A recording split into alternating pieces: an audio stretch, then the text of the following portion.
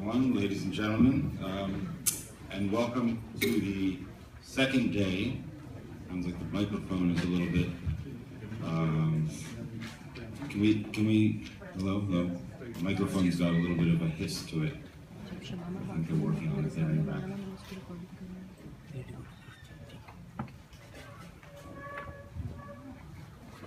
All right, let's try this again. Good morning, everyone, ladies and gentlemen, and welcome to the second day of this important gathering. I hope everyone is well rested. It's our pleasure to be kicking off the morning of day 2, which should mean that we have a fresh crowd ready to keep the interesting discussions going.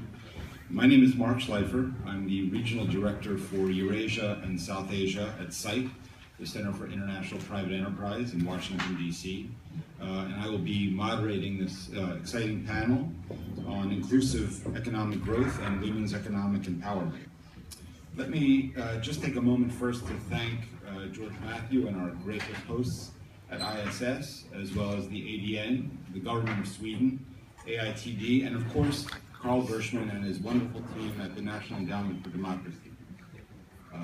Sounds like the microphone is still a little bit hissy. Hang on.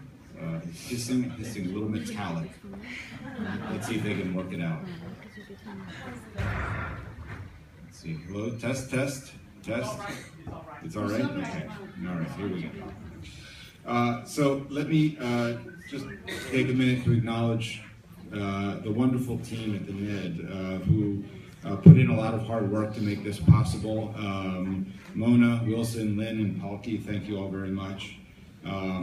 I'm a little biased because I actually worked for a couple of years at the NED before moving over to CIPE, so these are people I know very well, and I know how hard they work and how much they believe in their organization's mission, so thank you all. So my organization, CIPE, is one of the 4 core institutes of the National Endowment for Democracy, along with NDI, IRI, and of course the Solidarity Center. And much like Solidarity, our work is at the intersection point between economic issues and democracy. And so that means that CIPE explores how economic growth helps to strengthen democracy, and also how strong democratic institutions are needed to make a democracy function well. And among the programmatic areas that we work on are improving the governance and the management capacity of chambers of commerce and business associations, women and youth entrepreneurship, and private sector policy advocacy. And these 3 programmatic areas actually come together in our work with the group of women here, who represent the leaders of a network of women's chambers of commerce and business associations from across South Asia. Their bios are all in your program, so I won't dwell too long on introductions. One small note, you can see that there are 6 of us here, myself and 5 panelists. Though her bio appears in your programs, Shamama Arbab isn't on your panelist list, which is probably through some email oversight of my own fault. Just to very briefly introduce the speakers here, we have, starting from my left, Rifa Mustafa. She is an attorney at law and an entrepreneur. She is Executive Director of Fairway Aviation Academy and F-Air, and sits on the Board of Directors of Fairway Holdings and Fairway City Hotels. And she currently serves as the president of the Women's Chamber of Commerce and Industry in Sri Lanka. To her left, we have Shamama Arbab, who is now a YouTube sensation after her question to the Dalai Lama yesterday led him to show us his humorous side and to cover his head. So Shamama, I think, stole the show yesterday. She's the director of Euro Industries, which is a food processing business in Peshawar, Pakistan. And she played a pivotal role in setting up the Women's Chamber of Commerce and Industry in Peshawar and served as vice president of the Women's Chamber. Then we have Rita Bandari. She's the president of the Federation of Women Entrepreneurs Association of Nepal. She is a successful entrepreneur herself. She runs a handmade paper company as well as a marketing cooperative. And she's had numerous posts working with the government of Nepal on entrepreneurship promotion issues. Then we are joined by Dr. Manju Kalra Prakash. She is an Assistant Secretary General at FICCI, the Federation of Indian Chambers of Commerce and Industry. And she serves as Executive Director of FLOW, which is the FICCI Ladies Organization. In addition to being a person who is responsible, I hope you remember, for me having a beautiful tie today. She was invited by the European Union for their prestigious European Union Visitors Program, and she was awarded with also the very prestigious Bharat Nirman Award in the area of women's empowerment. And then last but certainly not least, a woman who's made a tremendous impact on my own life, we have Salim Ahmad from Bangladesh. She's the vice chair of the Nital Niloy Group and the founder of the Bangladesh Women's Chamber of Commerce and Industry. She received the Jean J. Kirkpatrick Award from IRI, the International Republican Institute. And last year she was awarded with the prestigious Oslo Business for Peace Award.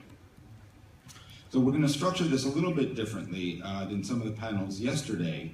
We're going to run this a little bit more like a conversation. I'm going to pose a few questions to the panelists, give them each a chance to respond, and then later on we're going to open it up for some question and answer.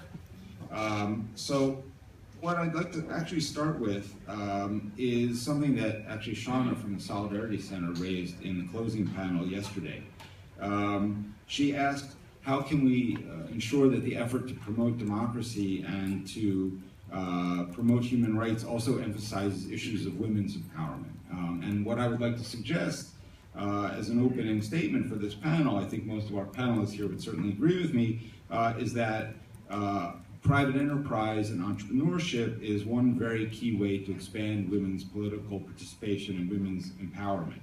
So as my first question, I'd like each panelist to reflect a little bit on the ways in which entrepreneurship, private enterprise can help spark economic empowerment for women and thus lead to improved women's political participation by sharing with us some of their thoughts and impressions on how those issues play out in their own countries. So let's start with you, Rifa, and if you could enlighten us as to that those connections between economic empowerment for women and political participation in Sri Lanka. Thank you, Mark. Inclusion and participation is a major factor in a democracy. Now, in the case of the lawmaking process and in economic development, it is important to include and participate and have women participation. Now, in Sri Lanka, the economy is powered by women. Women, there is almost 70% of Sri Lanka's foreign exchange revenue comes from women in the informal sector. The Sri Lankan economy has the apparel sector, the plantation sector, and the migrant worker. And these are all dominated by women. Now, there is no mechanism, like it was also mentioned in the panel yesterday, that there is no mechanism to even have the inclusion of these migrant workers in the election process of the country. So there we see underrepresentation and low participation. Even in the corporate sector in Sri Lanka, if you take the 26 quoted companies, only 6 of them have women as directors in these companies.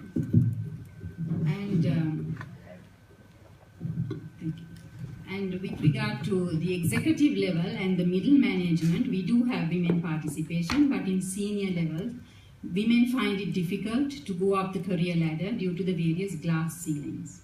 So women are underrepresented in the case of economic inclusion and economic participation. When we look at I'll take you to the governance of Sri Lanka. In Parliament, Parliament is the supreme legislature, and in Parliament we have only 12 out of the 225 seats held by women. Here, this is a mere 5%. So over 50% population, like in the region, is women. However, we have only a 5% voice in the decision-making process of the country.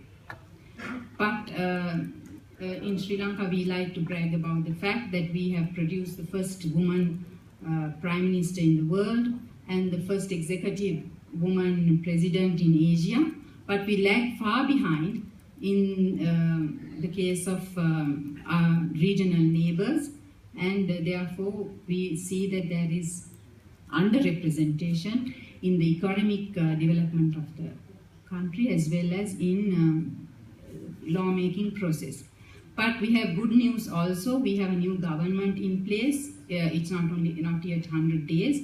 The Women's Affairs Minister has made a public pledge to increase women participation in the lawmaking process and in Parliament to 25%. So this is good news, and it is also some hope for inclusion and participation in economic development. Thank you. Thank you, Rifa. Shamama, let's turn to you. Obviously, women in Pakistan facing a lot of challenges, and with respect to women entering the business sector, those challenges are particularly acute. How does that play out in your view, particularly in Peshawar, for instance? Thank you very much, Mark. As I understand, you're asking me about the challenges that are faced by women in Pakistan, especially those who are entering the business sector. Challenges have been great, and there was a time when women could not step out, and stepping out was, it is global. I mean, this problem has been global. United States, women in the United States had to, fight for their right to vote. So women are, striving hard to fight for their rights everywhere. So there were, challenges were very high. But we realized that without them being included in the mainstream, we cannot achieve anything. Because woman is a God's handle on earth. So unless and until this handle is not included, we cannot reach anywhere. So we believed in Pakistan, now we are believing in empowering these women through different ways. We use different platforms for this, and we've started empowering them now. Previously, these things were not accepted. Women did not have enough say in the political arena also. They were not allowed to be on the boards. So now there's a great work being done on this line, and we are adding more women to the mainstream now. Thank you, Shamama. And I think it's particularly interesting also to note that before your organization was created, women did not actually have the right to create their own chambers of commerce or business associations at all in Pakistan. Is that right? Yeah. You want me to? Sure. So there was a time when women at that time were not accepted to step out. So we felt the need, those women who were already in business, like myself, we felt a lot of challenges, and we realized that this cannot go on like this. We managed whichever way we managed, and we reached a point. But now what the need of the day was that all these women should gather on one platform. They should have one voice. And these important 51% of the population needed a voice. So getting them together on one platform was an uphill task, because this was not accepted. As I said, it was not kosher for women to step out, and stepping out and then making a chamber. It was not, we really had to, go for policy advocacy for this. We had to keep on talking about it. We advocated it. And we finally came up with this thing, and the government agreed on having women chambers, especially. So women chamber was made, and now women have a voice, and getting women on this platform first, getting the chamber recognized, and then having more members, and making the members realize that they need a platform in order to have a voice, in order to solve their problems. This is now our latest thing, that we have to have more members, and women are now joining in because they see a lot of benefit out of these chambers. Thank you. Let's turn to you, Rita. We know that obviously Nepal has experienced a very tumultuous set of political events over the past couple of decades, and the past decade in particular. How do you see the emerging role of women in business and in politics as feeding into part of that process? Thank you, Mark. Yes, democracy, we are in the process of making the constitution. So that is a time when we hope to have our voices included. For me itself, like democracy itself is a very unique system of governance where there's a relation between the government and the people. And when we talk about people, women can't be a separate part of it. And yet when we look at the Constituent Assembly that's there right now, we see just 2.4% women have come from direct election. There is a provision in the for 33% representation at all levels of government institution, but very few are being represented there. And one of the main reasons being that it is the economics. Elections are expensive, and when women have to fight against very seasoned political male opponents, it's very difficult for them. So what is really required is that women have to come into be strong economically. Like if we look at the surveys done from in South Asia, we see women who have access to land, who are owners, have more say in their family. Similarly, if we look at Nepal's field research, we see that those women who have access to their income, who can control their own income, they have more, they're included by the family in decision making. And similarly, like when women have income in their hand, it gives them that little extra confidence that, okay, beside my work, I can go in for other creative opportunities, and politics is one of them. So I think having women come into economics, but for that, of course, trainings, encouragement, knowledge, everything is required. Well, thank you, Rita. I think that's a really interesting formulation to draw that link between the way income and land ownership can help empower women within their families, and drawing that link to the way women's participation in business can help inform their participation in the wider political circle. I think that's really interesting. Manju, obviously, India has, in terms of its democratic institutions, made incredible gains, and on the women's empowerment side, has also done a lot on the economy as well. India has passed a number of provisions that would mandate increased participation of women in the economy. So I'm wondering whether you could talk a little bit from your perspective about how you see those issues playing out. Thank you, Mark, and good morning to everyone. You have rightly said that there have been a lot of laws which have been passed in India which definitely seek for more participation of women, whether it's in the political arena or elsewhere in the corporates. Let me throw some statistics at you which everybody knows generally, but still I thought it would be nice to put them. Women make up less than 10% of world leaders. That's the situation as of now, even elsewhere in the world. Nordic countries are doing better, where we have a lot of women in the parliament. In India, we have the 33% provision, and we are at 11.6% as women parliamentarians. However, we are doing better at the grassroots levels, which is called in the federal states as panchayats. And there we have about approximately 36%. Give an average, if you take out, it works out to 30% across India. Some states have done extremely well as going as participation at 36%. And if we look at the women in corporate boards, you'll be happy to know that at least 11 banking institutions are led by women. So the financial sector is actually doing well at the top with having women participation. Even if you look at Bhutan, you have in the ministerial cabinet, they have only one female minister against the 10 parliamentarians that they have. What we feel is that if women are kept in these roles, which are decision making, it definitely helps and ensure that the decision making includes a broader range of perspectives and interests. And it takes into consideration the very issues of development, which are necessary for the children, for the women, for the society at large, because they look at it at a much broader level.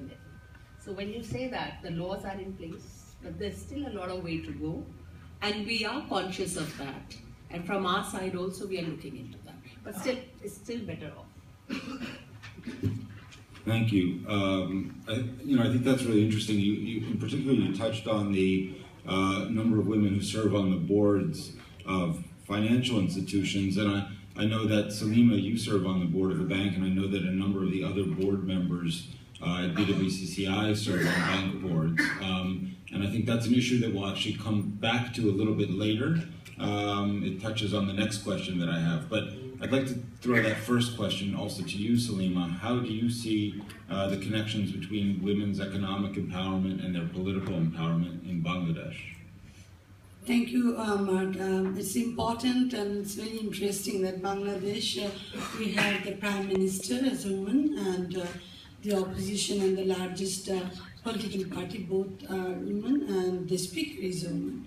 But although 19.7% women represents in the parliament, I think for having and seeing democracy more effectively, three things are very important. Education, economic empowerment, and women's participation. And education, I always say, education and literacy is not the same thing. You might have illiterate people, but if you can educate and give them awareness of rights and duties and opportunities, they can come and contribute to have a more democratic nation.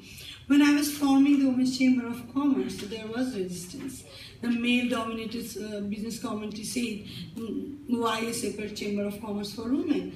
And we said, why not? And to say that voice, that why not, that actually helps to have a democratic nation, or when there is democracy, you can ask for that opportunity or having that rights. Because for entrepreneurship development, rights and opportunities are very important for a democratic nation.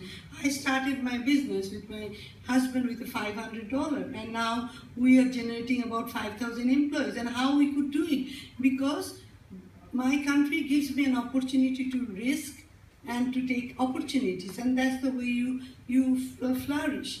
For women, when we are having a population more than 50% as women, and how they are going to exercise that democratic rights if they are not educated, if they don't have economic empowerment. And entrepreneurship is the best way, because in Bangladesh there are lots of social barriers, but Bangladesh people are not very rich. So when a woman can create some wealth in the family also respects her. The society respects her. And that allows her to enter into the social dialogue and also enter into politics. Because if women are not politically conscious, democracy will not flourish. Because it's not only for that particular woman. Women are mothers. They educate their children about rights and duties and opportunities and all the requirement of democracy. So how democracy will flourish without women's participation? So these are all human resources, men and women, and if you don't use all the human resource, and which resource can facilitate democracy? Because ultimately you have to facilitate democracy. So democracy facilitate entrepreneurship, and entrepreneurship also facilitate democracy. Thank you, Salima.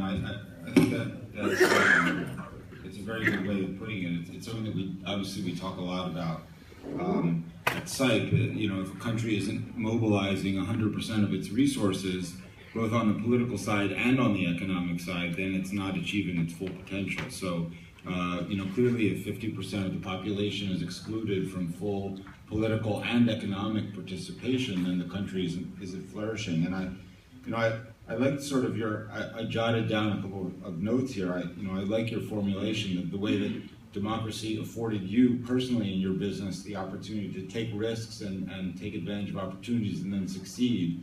And I think we would all agree that's really the essence of what it means to work in a democratic society. Can I just say a little word? Because we have seen military government. We have also elected government elected by the people. When we had military government, as a private sector person, we always had a fear of our existence, because then because it was a fear of, my enterprise might shut down, because it is a will of a certain single person or a certain group. But in democracy, none can shut up your business. There can be hurdles. There can be, sort of a corruption-related issues, having a lack of level playing field issues, but none can shut your enterprise. So that is very important, because we have seen both. And for us, I always say, even there can be democratic, political parties who might not have democracy, but even then it's much, much better not having any military government, because that allows us to perform, that allows us at least to be accountable, or asking the government that you are not doing right. At least we can say that. Whether they listen or not listen, that's another debate. But at least we can say that. Mm-hmm. Thank you. So I'll pull actually one other thing that Salima said as sort of my entree point to my next question. You spelled out sort of a formula of 3 points for advancing the role of women. You said education, you said participation, and you said economic empowerment. And obviously, those are 3 things that chambers of commerce, particularly women's chambers of commerce, work on. So I'd be interested in asking all of our panelists to talk a little bit about how they went from their own personal success in business, and obviously Manju is she's the executive director of FICCI. So we have people here who've actually started businesses, and Manju works on the staff side, which is a little bit of what they call inside baseball in chamber world. But for those of you who are working in your own businesses, what were the motivating factors that you had in deciding to go from your own personal business interests to start civil society organizations to give back to other women? And how do you see the role of your own chambers and associations in helping other women in your country achieve the kind of success that you have in moving up the value chain from micro-enterprise to SME to the corporate world? Let's start with you, Rifa.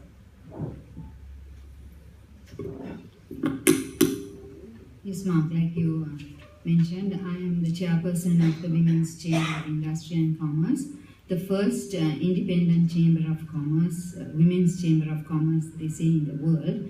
It was established in 1985, 30 years ago. We have been in operation for 30 years. I'm a lawyer by profession, and in the legal arena in Sri Lanka is a male-dominated profession, and I have faced challenges within this male-dominated profession. And for example, I can say that the head of state once a year nominates President's Council, that is equivalent to Queen's Council. And there have been a number of male President's Council being nominated, eminent council, and there has been only one, so far only one female President's Council, and she too is single. So as a result, the challenges are quite clear. I don't have to explain. I have been a junior counsel to senior counsel for over a decade. I gained experience and started up my own consultancy, and thereafter I have been invited onto a number of boards as legal consultant. During my period, I had the opportunity of working with women of all strata in life, and while helping them to overcome their issues socially, economically, and legally, I have been able to direct them, and the Women's Chamber has become a platform and a forum for them to overcome these issues, and especially in the area of empowerment of women. Thank you. Shamama, why don't you pick that one up? Thank you, Mark.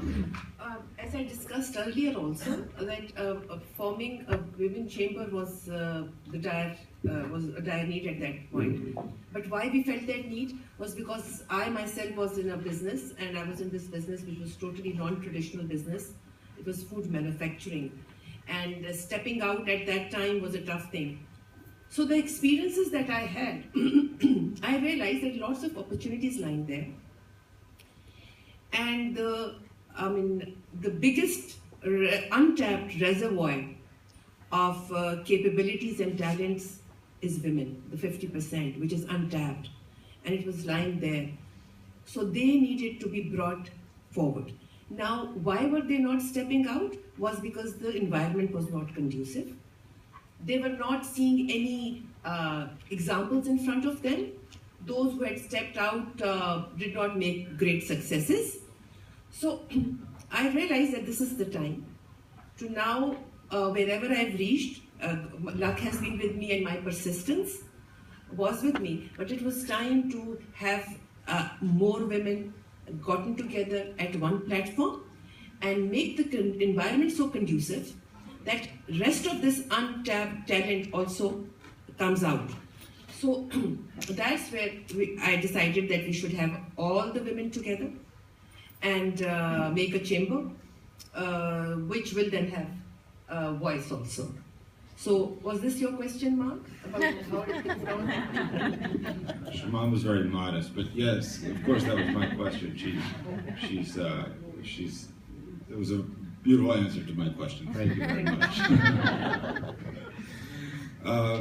Rita, please tell us a little bit about FWEEN and you know, what was the motivating factor behind the creation of FWEEN and you know, how you came about this moment to take your own personal business success and expand it out to the next level.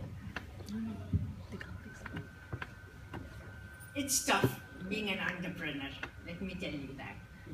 And being a woman entrepreneur is even more tougher. It's a challenge.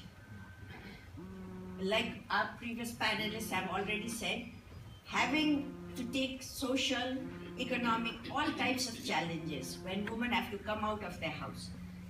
And when we start a business, from my experience, what I felt was like you have to take opportunities when they are there. If I give my own example, I can say that when I saw an advertisement in a paper asking for craftspeople to come ahead for a 3-year training, it mentioned 3 years of experience. I applied. I had just 1 month of experience. And they came to check. I said, and I showed them the empty room where the machines were supposed to come and had not yet arrived. And then again, I went to show them the other room where we just had 2 workers and my partners trying to figure out how to do things. And then they said, we had mentioned 3 years of experience. I said, yes, but I need your help right now. If you cannot give me that help right now, maybe after 3 years I don't need your help. So I got chosen. So it just shows that women need to take the opportunities. Sometimes what is written alone is not enough. Take the advantage. And in the process of working, I came across a lot of women who had similar thoughts, like we had difficulties when starting a business. How can we help others who are less fortunate? And let's get together. And the main reason for forming FWEEN, Federation of Women Entrepreneurs Association, was also to have a collective voice. If I go with a problem to a government, they are not going to listen. But if you have a collective voice, then we can put pressure. And that's exactly what we are doing right now. And so it's always about, and when you, Mark, you also said like how we can move from smaller to bigger businesses. What we've always been discussing with the government is, yes, we need to train, to give certain facilities to women, but let's not put all the women in the same basket, because the needs may be different. For sustainable, for micro level sustainability, that's a different level. Then there's already an SME, smaller businesses who want to grow. Their needs may be similar, finance, marketing, etc. But it will be at a different level. Similarly, there are women who want to venture out into bigger businesses. They will need more money, a different type of technology, new information. So we should have programs, and that is what I feel all the NGOs concerned, donor agencies, everybody, they should try not to put all the, whenever we talk of women, especially in Nepal, it's always woman, backward community, disabled. Why are we always labeled in that line? Why can't we say woman in business? Thank you, Rita. I think that's a I think that's a very interesting point. Shumama has some thoughts on that Yes, too. yeah, thank you. This was how to scale up your business is also very important, and at the same time, those who are already in the business, they should be should have their business should be sustainable. It should not die down. So we also believe that for scaling up of business for women, they must have enough capacity. So the capacity building is very, very important, and that's what we are already working on with help of CIPE also, I must admit that. So capacity building of these women when it comes to their business planning, because business planning is very important. Your business might shut down if it is not planned properly. So importance of business planning is very important. It is inculcated in the minds of the women right from the beginning. And then for this business to grow, we have to have access to finance also. Now this access to finance is again, women are bank shy. When it comes to women business, they're bank shy. So we are making this these operations easy for women also, asking banks to have one window operations and special policies as well. And then when they do this, then we have to have an umbrella of mentorship on top of them, and that is again a role that is played by the chambers and already successful business people who come and do the hand-holding part of it. Thank you. Thank you. I think there's some important themes there that I think we'll pick up on again in my third question. Manju, talk to us a little bit about the work that FLOW, Vicky Ladies Organization, does in terms of helping women to scale up their enterprises. The Vicky Ladies Organization is made up of 4,000 entrepreneurs pan-India. So we are in the north, south, east, west of our country. So we are down up to Coimbatore and in Guwahati, which is northeast. And we are in Ludhiana and we are in Ahmedabad and all. So we are into 16, we have 16 chapters as of now. So we are into the two-tier cities and also in the metros. So our thing is that empowerment does not have to happen only in metros. Each state has a different requirement. So we work through our chapters over there. But what cuts across is we do it in three ways. We look at what members require. Then we tell them about the money requirement, because when you need to scale up, you need to have money also to scale up. And third is capacity building programs and professional programs through entrepreneur development. And this is what we have been doing very successfully. But these programs are separate for the grassroots level and the mid-level and the top level. What we do is we recognize the women by giving them capacity building and skill training also. And they get employment. Whatever people are skilled by us, the women, about 80% of them get into a job or they turn entrepreneurs. So capacity building is done per se with that methodology. So in a small way, the organization is doing as much as possible. To further strengthen this, we recognize these women. So we do it in that particular state, and we also do it at the national level. And we put together stories of 150 successful women entrepreneurs from the rural areas, not from the urban areas. They're actually rural areas against all odds. They may have had domestic violence. They may not have had the best of training. They may have been disabled. So that's not the thing. The ultimate aim is to make them capable and to stand on their own feet and make the businesses viable. The third thing is that what we look at is you have to have a market. That is the most important. You can do everything, but unless you don't have a market for your products, you will tend to lose out. So our USP as Flow is to generate that linkage of a market to the entrepreneur or the skilled worker. Even he is doing work, she's doing work or working somewhere in a part-time, she can do certain things which help her generate that extra income for the family. And we have genuine cases like that. So we have a skilling program. If you see it into our website, you'll see a huge bandwidth of that. Just to give you a small example, we trained women in Guwahati, and we got the trainers from Mumbai. Now that is something on macrame jewelry. Now that jewelry is actually going to be selling in as a fashion accessory. A person sitting in Northeast would not know that. So you have successful cases, and where they link up, the USP being market linkage, which we always say that. Number two is, as an organization, I think we have had the privilege of having 2 women presidents lead FICCI. So if you look at empowerment, that is also goes a long way, because you're looking at development, and FICCI also helps look at taking the women to the forefront. I'm not going into the issues and problems. No, I think that's actually that's a very interesting note that you chose to close that answer on, because my colleague Hamad Siddiqui from our Karachi office and Jennifer Anderson, who worked with me in DC, were talking about this yesterday over dinner, that one thing about working with women entrepreneurs is they focus on solutions and not just talking about problems. So it's actually, that was a good note to close on. Salima, let me throw that question to you. You talked a little bit about the history behind starting BWCCI, I could ask you maybe to comment a little bit on some of the other panelists' comments. Rita spoke a little bit about the need for a collective voice, which I know was behind a lot of your philosophy in starting BWCCI. But we've also heard repeated, I think, throughout these themes, through what Manju said and what Shamama said, we've heard a lot about the issue of access to finance and bank readiness. And I'm wondering whether you could talk a little bit also about BWCCI's role in helping expand women's access to finance and how that ties into helping them scale up their businesses.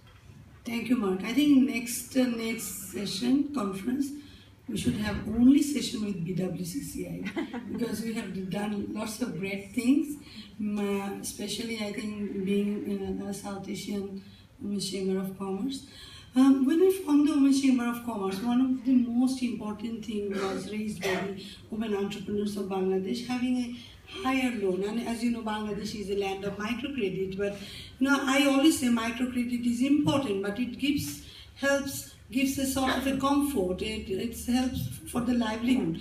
But real empowerment, if you have a trade license, if you have a teen certificate, then you become much more empowered, because when you pay taxes, when you pay VAT, that woman becomes much more powerful and then ask the government to be accountable.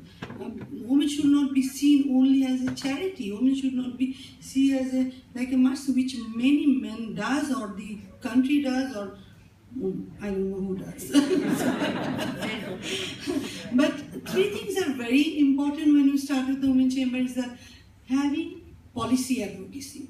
And policy advocacy for flourishing women entrepreneurs, having access to finance. And we went to the bank and we said, we need bank loan. And the rate of interest was very high. And we said, no, we need bank loan, a low rate of interest. Then we said, we don't have properties in our name. Although, that's very interesting. There are religious people, these faith believers, they say so much good things are, say that, that women should not do this, women should not do that, this is not good for the Muslim woman. But when a Muslim woman doesn't get even their rights, having that 50% of the properties, that never raised by anyone. And that's what we have seen, that the properties are not belongs to women, and that's why bank doesn't give loan. So we started the advocacy, and when we had, I'm very thankful again to CIPE that they build our capacity, and that's what I would like to say to the audience, that build the capacity of the people so that they can do the policy advocacy to bring decisions or policies in favor of that particular group. And so when we had their policies, a separate policy for women entrepreneurs, no collateral, and the lowest rate of interest in the country. And now 100,000 women entrepreneurs has received. And can you imagine these 100,000 women entrepreneurs who is generating employment from 2 to 3 and now 10, 1500 or 200, how many employment has been generated? 160 million people of Bangladesh, 2 million people looks for job. Who is going to give that job?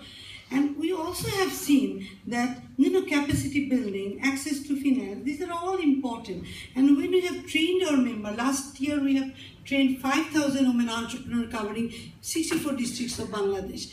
And Lily, who was just producing rugs, selling 3 to 4 rugs in a month, but when we facilitate her to participate in a trade fair, now she's selling 100 rugs every month. She's generating employment, she's paying tax. That helps.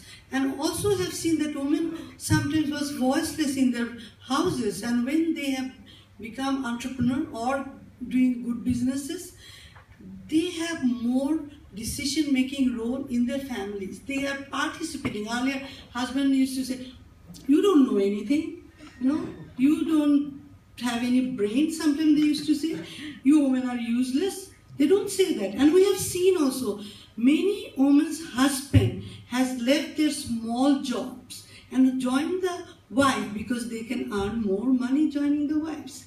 So whole scenario of Bangladesh has changed. If you now land in Dhaka city, you will see big billboard. The banks are having product targeting the women entrepreneurs. I think that's wonderful to see that how we are progressing. So that's why policy advocacy is very, very important. Capacity building of the women's business organization is important.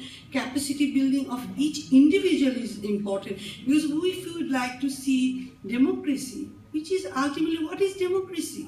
Democracy is freedom of fear. Democracy is raising your voice. Democracy is welfare.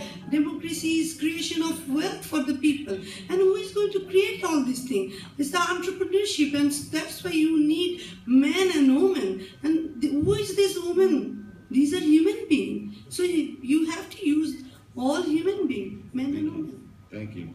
I just picking up a couple very small themes from that's a very comprehensive answer, but I think you just to pull a couple small themes out from the notes that I was jotting down. I like the way you described the fact that moving women into the formal sector, which is something that we look a lot at CIPE, and getting them trade licenses and helping them expand their businesses makes them taxpayers, and as taxpayers, then they can start demanding accountability from the government. And I think that's a very I would like to say one thing that's an interesting quickly, Mark, Please. that in Bangladesh we've also you seen. Can't stop, Salim.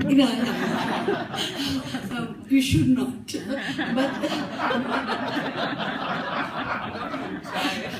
But just want to say that in Bangladesh we have seen that the parliament more businessmen are coming. So we thought, why women entrepreneurs should not come? And that's why we have worked with IRI, Women's Democracy Network. We have trained almost 200 women in how women entrepreneurs to participate and run for offices. And we have seen there are lots of women entrepreneurs now having grassroots political parties, positions. And so women also need to know how to do bargaining. And these are all important, and I think the Chamber of Commerce can play a very important role. And thanks to CIPE for supporting the Women's Business Organization. That was not a planted question, I can assure you. I think Salim also, and just as sort of another thing I'd like to pick up from your comments, and then turn that into my final question. You mentioned how guaranteeing women's ownership of property and property rights then gives them the ability to have collateral, and you need that collateral in many cases to go to a bank and get a larger size loan to grow your business. you know, that process of ensuring that women have access to property rights, and that process of ensuring that women have that open door at commercial banks is, I think, a very good lead-in to my final question before we open it up for questions from the group here. My final question touches on the issue of policy advocacy. How do your organizations approach the issue of policy advocacy, and what kinds of policy challenges the women in business in your countries face, and how are your organizations working to tackle those issues? So let's start with Rifa on that topic. Yes, ma'am. The Women's Chamber, together with the support of CIPE, we have embarked on developing a policy document which we have been working with the Industry and Commerce Ministry, and we have this is specifically targeted at women entrepreneurs in the SME sector, because most women are in the SME sector. And we have identified key policy issues and also made some recommendations in the establishment of gender-sensitive bank desks, so that there are, because women are bank shy, and therefore we are looking at having a gender-sensitive bank desk, and also in providing space for voicing women's concerns and in the SME policy making. Now in this area we just we have had success in our efforts. Just yesterday we heard from the Industry and Commerce Ministry that the Women's Chamber has been allocated a seat in the advisory committee of the Industry and Commerce Ministry. So this is a feather in our hat, and this is a huge success to us. So thank you, CIPE, for all the support given to us. And we are also looking at forming, we have embarked in forming a federation of chambers where we will include all regional women's chambers all over the island under one umbrella, and this to be the one voice of women in Sri Lanka, so that we can advocate further policy. Thank you. And I should just note that we have one of the driving voices also behind the creation of this federation is with us as well, and Zani is here. So thank you to her for all her work. Shamama, on the policy advocacy side, let me kick it over to you, please. Basically, Chamber in Pakistan knew nothing about policy advocacy. We were only focused on doing exhibitions and having women together, and sulking about not getting what we require and what is our right. But then came a knight in shining armor. And I swear that these questions are not plenty. No, I know. But I had to say this, because especially in case of advocacy, we actually did not know what it is. It was only, all we knew was lawyers, advocate, and that's all. Now, advocating for a policy, in a proper, systematic way, we learned that. And then what we did is that we realized 2 or 3 main issues that we have to focus on. And we had to change, we had to bring women on the decision-making positions. This is one thing which we thought that if we go for small issues, they might not have that kind of effect. But so we said we have to talk about and raise our voice on having more women on boardrooms, having them on board positions, on decision-making positions. Because the decisions that are made for women are by men, and they had no idea what problems women face. When we started talking about the policy advocacy, and when we said that we have to have policy where women should be on decision-making positions, and at the same time there was another policy that we were working on at the same time was easy access to finance. Now, so when we started having roundtables on this with the financial institutions, we found out that financial institutions already had products for women, but they were not women friendly. All of them said, no, but we have a product for you. When we went into the actual position, we realized that the products that they had developed for women were developed by men. So now, after our advocacy and after we've talking about it, we've started talking about it, we give interviews on this, whichever platform we find, on government level, in schools and colleges, at media, we talk about having women on the decision-making seats. And now that Germany has added women on the boardrooms, they've passed this on Women's Day. Now we've picked up this thing. And we talk about this everywhere and we take this example everywhere. And when they say this is Europe and South Asia cannot do it, we said we can start it. We can start it here and we can be the first one in South Asia to have women on boards. So the result of this is that Board of Investment was made 3 years back. And when we raised our voice, we wanted women to be on the board. The board chairman said, but what can women do here? I mean, what contribution can women make? 3 years after that, after we've talked a lot about, it's 2 years that we've talked a lot about it. Now when they have a Industrial Facilitation Authority, IFA, they've added women to it. See, so these are the benefits that we get after talking about it and doing this policy advocacy in a more systematic manner. So these two things we've been looking at, and we are reaching our goals also. The easy access to finance, and having women on boards, so that the whole system is improved. The ecosystem, it becomes conducive for the women when it comes to the policies. Thank you. Thank you, Shamama. That's actually a wonderful way of formulating it. When all decisions are made for women by men, I think shifting that calculus so that decisions that affect women are made by women. I mean, what sort of better definition of democracy could you have? People who are affected by decisions should have a part in making those decisions. Rita, on the policy advocacy side, talk to us a little bit about the kinds of things that FWIN is looking to do with some of the work that you're aiming at now. Before we started the advocacy program, like my other friends have said here, when we talked about advocacy, we thought, we can take all the points together and then go and just say, we want this, we want this, we want this. And we thought that if you ask for too many things, at least we'll get something. That was the concept. And then after training from CIPE, what we understood was, like, I'm sorry, but I have to mention it.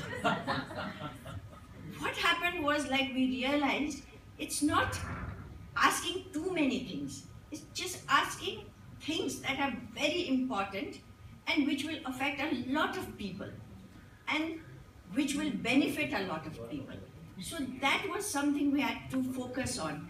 It was difficult to say which was best and which is last I'd go for.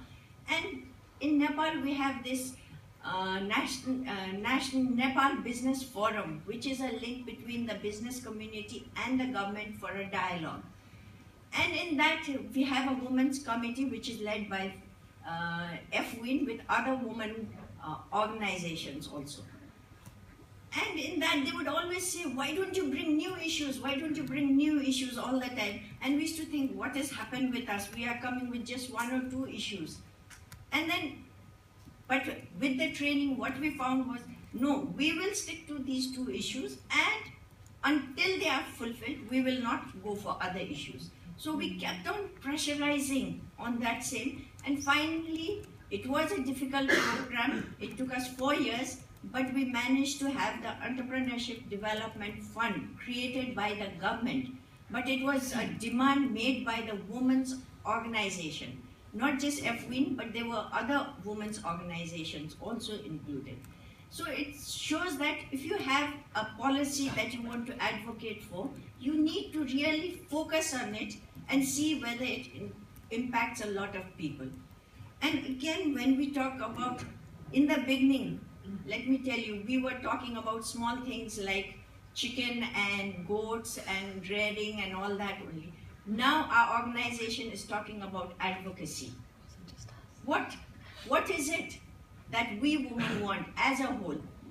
So issues on policies like market, access to finance, new technologies, these are things we are slowly, at a time, we are putting forward with the government.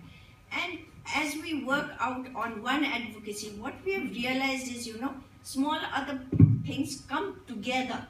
Like for instance, while we are advocating for the Entrepreneurship Development Fund, we sat with the Ministry of Commerce and Industries, and then looking around, we saw there were no women there, and you are making policies for women too. So immediately put up my hand and said, why aren't women included in this board?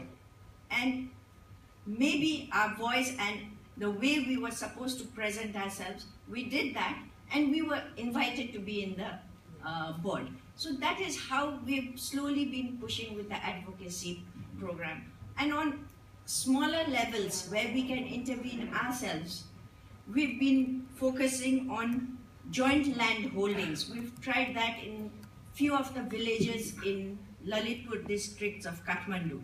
And at the same time also bringing the informal sector women into formal, like we've already agreed that they become taxpayers, they can demand their work. So that is some of the works that we have been doing. Thank you, Rita. I think that's a very interesting kind of business way of putting the advocacy equation. Finding, you went from having a lot of things that you wanted to focusing on one. You sort of discovered what your market niche was in terms of advocacy, and then you focused on those advocacy areas where you would have the highest return on investment and the most multiplier effect, where your advocacy would affect the largest numbers of women. And I think along those lines, and also tying back to something that Shamama said in terms of advocacy initiatives that can have an effect on the largest numbers of women, Shamama mentioned the issue of women on corporate boards. That's something, obviously, Manju, that India has done a lot of work on, and in fact, there are a number of statutes that cover those issues. So talk to us a little bit about what role FICCI and FICCI Flow can have in increasing women's representation on corporate boards, and what role you may have played in the advocacy process in order to get that passed. Can I take the advocacy question first? Please. As a chamber, we do believe in policy advocacy, which is very, very important and crucial to the organization, because that is what the chamber's activity, one of the major activities is. And we do a lot of work in that because, after all, policy advocacy is generating awareness. You can't push anybody, do this or do that. And you need to back up the same thing with a lot of statistics and data and interactions at different fields and different areas. So what we do is that we have a regular pre-budget memorandum which goes out from our organization to the finance ministry, and it cuts across all sectors. So what we do is we make women a part of it. It's not that women have to advocate separately, so it goes out as a chamber thing. So whether we do it as an MSME or whether we do it as a health or we do it as that, it comes out as one document known as a pre-budget memorandum from our organization. Now that has become a ritual, and which is how leads to also interactions with the concerned ministry. Now this is just one example I gave you. So that which does help facilitate certain things. I'm getting the sign that we're at about 15 minutes left to go, and so I want to make sure that Salima has a chance to touch briefly on the policy advocacy issue as well, briefly, and then we'll open it up to questions maybe, and then somewhere in sort of the question session, maybe Manju, you can come back to that last thought. And then we just have one thing is that we have Women Entrepreneur Park set up for women in one of the states. So we are pushing for, through advocacy, the similar thing in other states where you get in special benefits. We do thought leadership through bringing out the laws affecting women, which is span across and everything. So these are just simple ways which we do. So whether you're talking about women entrepreneur guidance cells or you're talking about special women-friendly windows, so these are all through policy advocacy. Thank you. Salima, please. Yeah, in Bangladesh, we talk about the access to finance, we talk about capacity building. But I think for women's development, all issues are important. Corruption issues are important. Health issues are important. Safety issues are important. So we form policy advocacy team in Bangladesh. It has some divisions, and we have policy advocacy team. And we established a hotline center. And when we started this access to bank, we found lots of women entrepreneurs don't have trade license. Why you don't have trade license? You're doing business for last 10 years or 6 years. They say, when we go to the city corporation or to the ward commissioner, we have to pay bribe. And they don't want to get involved into that. So we build the capacity of advocacy team, we train them, and a single woman entrepreneur goes for a trade license or to a bank, and if these people ask for a bribe, then she says, all right, I'm coming tomorrow. She says nothing, and next day, the 7 group of advocacy team goes, and I can imagine 8 women going and meeting that officer dare to ask bribe. So we also find out a solution with a collective effort that how we can avoid corruption.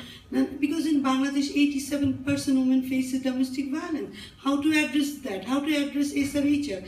That's why we're in CSW session at UN also. So it's not a country or nation issues or a South Asia women entrepreneurs issue. It's a global issues, and we need to address collectively. And when we do that policy advocacy, and now I've seen that Beijing +2, now Beijing +20. Earlier, whenever you used to, especially with the respect to NGOs, when they were talking about women and economy, they used to talk about women labor. But after 20 years, this time I was just in New York in March, and I have seen everything is connected. It's SRHR, health issues, labor issues, all issues are connected with entrepreneurship, private sector development, because finally everyone has identified or also realized that how economic empowerment is very important for women to fight against corruption, to fight against inequality,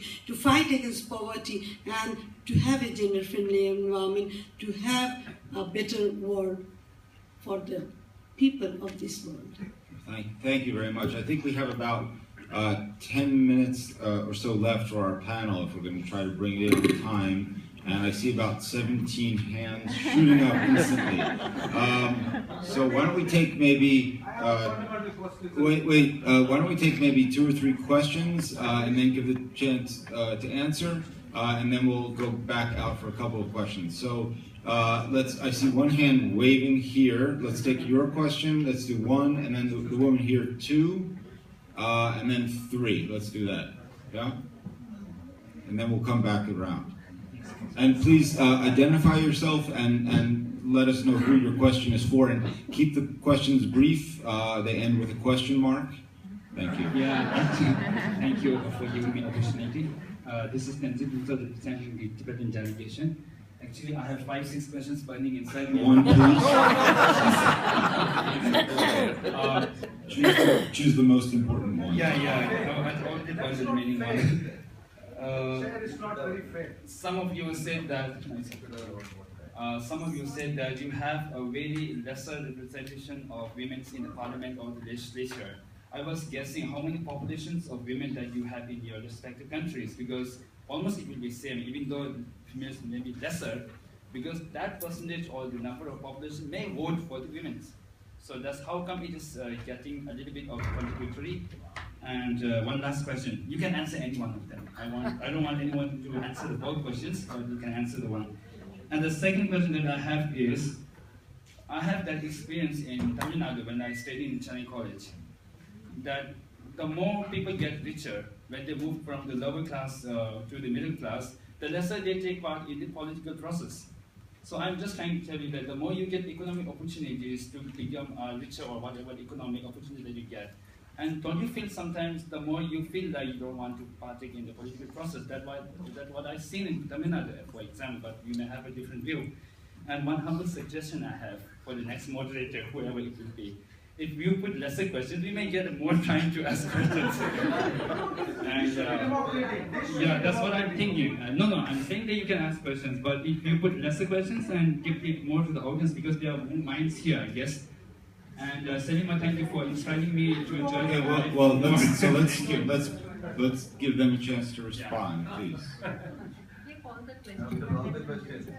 All right, so let's go to the woman here. There was a woman here with the next question. Each one we have to answer. Thank you. Go ahead. I think it's working. Thank you so much, and I'm very happy to see a very confident woman. My question is actually, how can we deal the question of economic empowerment of those who are unseeable, unapproachable people who are considered as a Dalit people, and their skills and potentialities, actually they are very limited within the caste just because they are born to Dalit community. So how can we come out with this caste trap? This is my questions to all the panelists. Thank you. Thank you. Let's take one more. Let's take one more from the gentleman here, and then we'll give folks a chance to answer, and then we'll do a second round. I have an observation, I'm sure. A question, please. No, it's an observation. A question, please. I'm sorry, it has to be corrected. There was a presentation made, I hope it was a slip.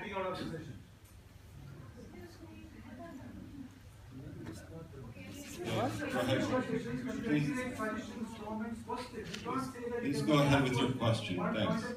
Sir, when there are comments passed, there are observations passed which is not the reality in this country, it has to be pointed out. This is an international gathering. There might have been a mistake, it might have been a slip, but we don't have 33% representation for women in parliament. And it was mentioned, so I have to correct it. I don't want my friends to go saying that 33%. No, local government. No. That was the second point she made. First point she. It is 11.6 I made in parliament, Madam, and I said at panchayati level. Yeah, at panchayati. No, 36% I said in certain states. 33.6% in certain. Please, let's not argue on that. I'm not arguing. I said 11.6 in parliament. Thank you, madam. I'm not arguing. I only wanted it to be clarified. Yeah, I said that. Would any of the other panelists like to respond to some of the other questions? I like that the lead questions. Everything is possible dealing with human being. I have worked with cedar affected people. Everything was washed away in Sharonkola and Taltuli. And I remember the funder was saying, we need something sustainable. And I said, I know women and entrepreneur. And we trained, and now they are entrepreneur. So sometimes we say everyone cannot be entrepreneur, but many can be entrepreneur. So you have to give them training, capacity building training, facilitate them how to access the market and design product development, and help them, assist them, and you can do it. And I've worked with transgender people. I am now actually working with a Dalit group, so I can tell you later on that what we have done. So yeah, it's a very great questions. And I think the question about how moving up sort of the value chain affects people's political participation, I think Rifa wanted to handle that one.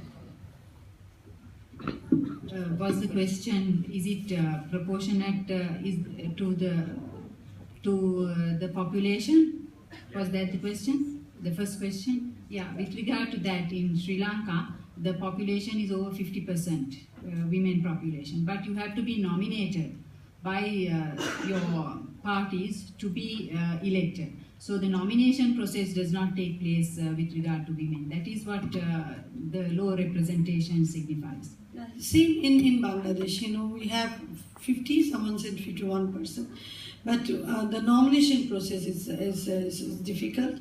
And someone was saying that, the money, the businessmen, the rich businessmen are entering into politics. So we are thinking to make more rich businesswomen so that they can enter into politics. Thank you. I think that's it. Same cases in India where we said that you don't have too many women representation, about 11.6%, while it's doing better at the panchayati level, that's the grassroots level. I think that's a great. Let's take another round of questions. So we've got the gentleman. Where was the gentleman who really wanted to ask a question left? Let's start with the young man here who's got his hand way up in the air, and then the gentleman here. Wait. So the gentleman here, and then and then the woman back there with the glasses. So let's start with this guy, and then this woman here.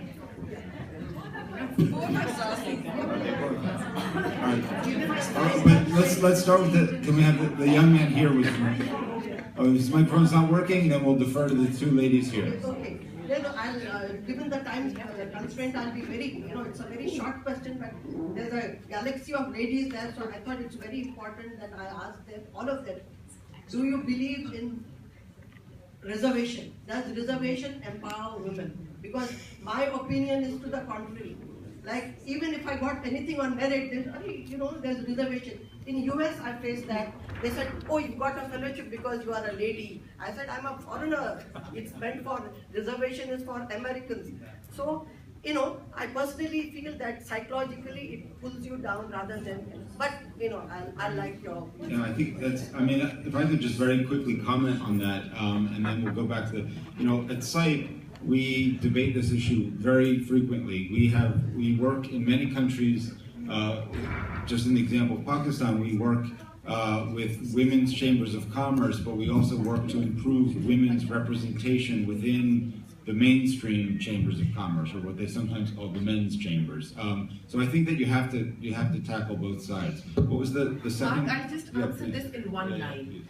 In Pakistan, we have reached this conclusion that at this point we will not ask for equality, we will ask for equity. So when we reach there, when we become equally equitable situation is there, at this point we'll make use of the reserved seats and we'll be there on the open merit also. So we'll make use of all the opportunities available there, more equity based. The second, we have the woman with the other question. Yeah, both with glasses. Thank you. My name is Sunita. Without getting into too much of introduction, I wish to ask the galaxy of women there, the major deterrent that we face at the grassroots to induct women in the entrepreneurship arena is the support, the absence of the support structure at home. They want to get out, but where should they leave their children? My prime concern is children. And I do not know how to get women into this by telling them, okay, I don't know what you should do with your children. In Delhi, we have mobile creche, which the van goes to the construction sites, and that's the only institution I've heard in the city of Delhi, where there's a lot of talk about bank loans, entrepreneurship development, but there's no support structure. I would like the policy makers, people who can influence the policy, to please consider this and provide, at least, I may be unaware, but please make it visible. Where should they go? Thank you. Would someone like to take that one? I think it's a very important question you arise.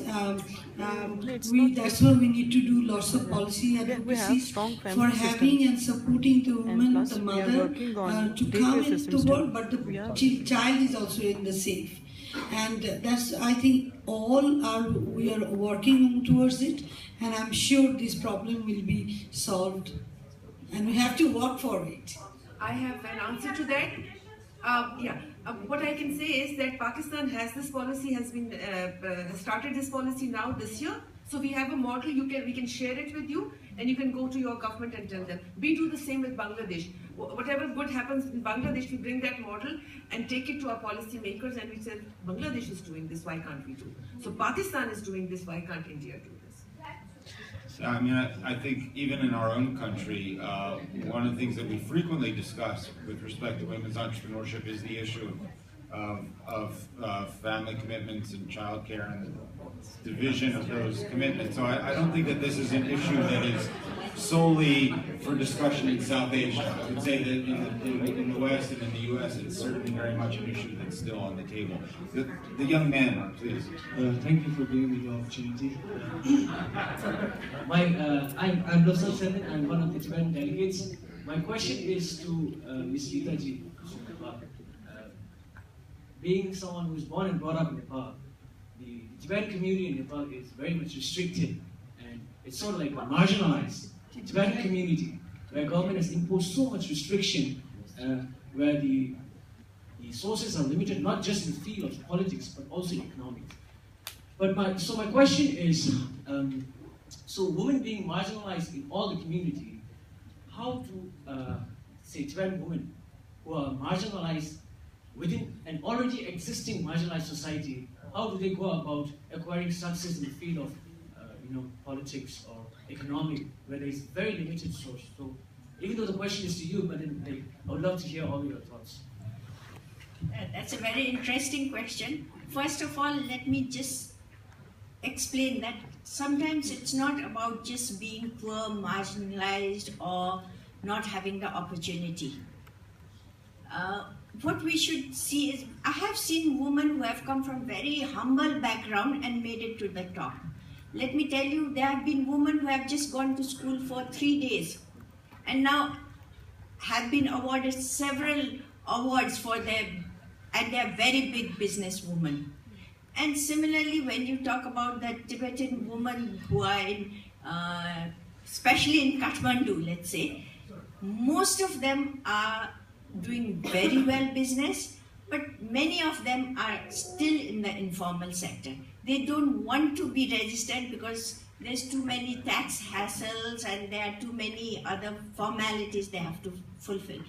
And we have a member, in fact, one of our past presidents, who is also from a very Tibetan background. She even became a minister. She was an entrepreneur and became a minister. She has a trekking and a trekking agency that she's running very successfully. So it's not always about not having the opportunity. Yes, very difficult, because like some of the questions had already come, like why don't women come, they can't leave their children, all these things. It's not that.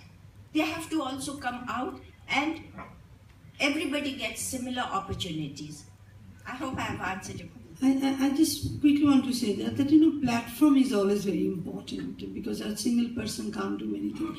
I'm now working and talking with my UNHCR colleagues to start entrepreneurship with the refugee group. Soon I'm going to do that also.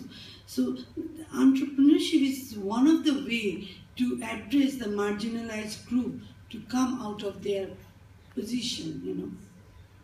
We have, I think, time for, I got a little sign, yeah?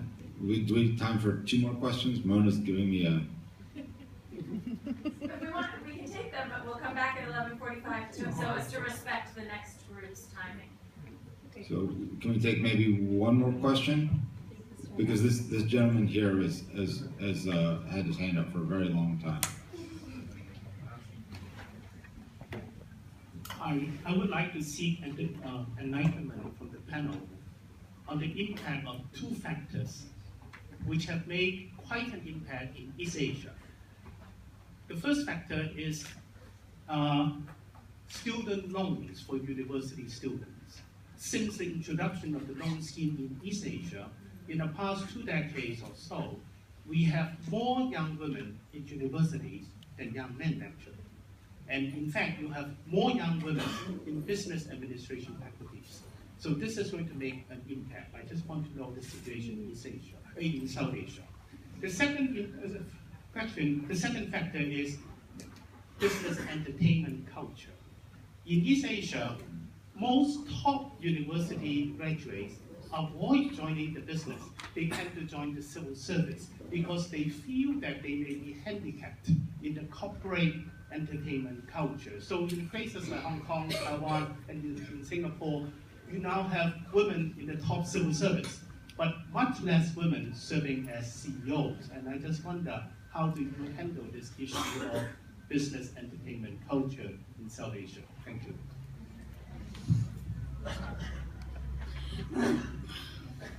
You know, I teach also in the university, in the Dhaka University, in entrepreneurship. And I have seen lots of women who would like to come into entrepreneurship. But one of the things, again, comes that resources. Always father or the husband, father don't mind to give their properties to the son, but to a daughter they don't want to give. Even the husband, when the family has money, husband gets a share of that money. So that's why, again, we are working with the startup group and trying to talk with the government and the bank to give them access to finance, because that's very important for the new startup. And things have lots of problems, especially for the women, for the new entrepreneurship creation. More women seeing into the corporate culture also is, as a CEO, is difficult. And also the mindset that whether a woman will be able to do it. But we have seen whoever has been into that post and as a woman has done great work. So we also need to change our mind, support the women, because sometimes when women are going into that ladder, there's so many people are pulling her to get down. It's men, women, family, society, state. So everyone needs to support that particular young girl or woman, and having a gender-friendly environment is very important too. I think that's an amazing point to end on, because there are many obviously questions and discussions that could go on around these issues for a very long time. But I would like to thank my panelists, thank all of you for a very stimulating discussion.